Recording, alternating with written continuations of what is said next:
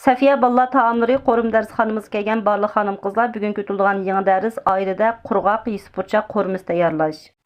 Kerakli materiallar yesipurchaq, zanjivil, g'o'lpiyoz, samsoq, qizil mushqiqi, kavavcin miyi, to'xutam javri, tititqu, az miqdorda shakar, oqmuch, tuz. Yesipurchaqni tozalab yuvib bo'lgandan keyin o'ttirdan 2 parcha qilib sundirib yutamiz. Ondan samsoqni nepiz holatda, zanjivil, g'o'lpiyoz, qizil mushqiqini mushqil holatda to'g'rab olamiz qizlar. G'o'lpiyoz bilan zanjivilni chanib olamiz. Qozonga jiqaroq moy quyib chuchigandan keyin qizlar shu purchaqni solamiz, yesipurchaqni. Qizlar yesipurchaqni qozon solgan vaqtinglarda cho'qim tovoqni yopgan asosda silinglar, bo'lmasa sachraydi. Qozonni bir 2 minut qizlar, 2-3 minut atrofida buni pishirganda buni mushqil holatda qo'rilib, pishib chiqadi.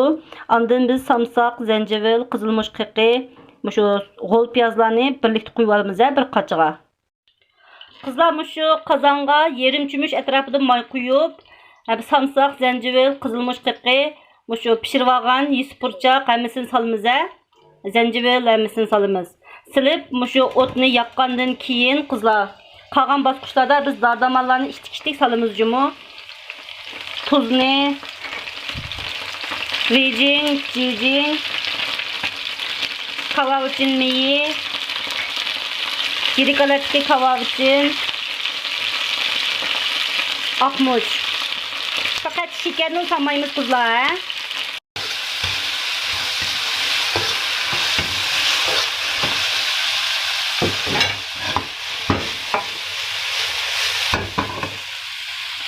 Tekşi aralashtirib bo'lganda shu paqroq chiqish uchun az miqdorda shakar solamiz jumu.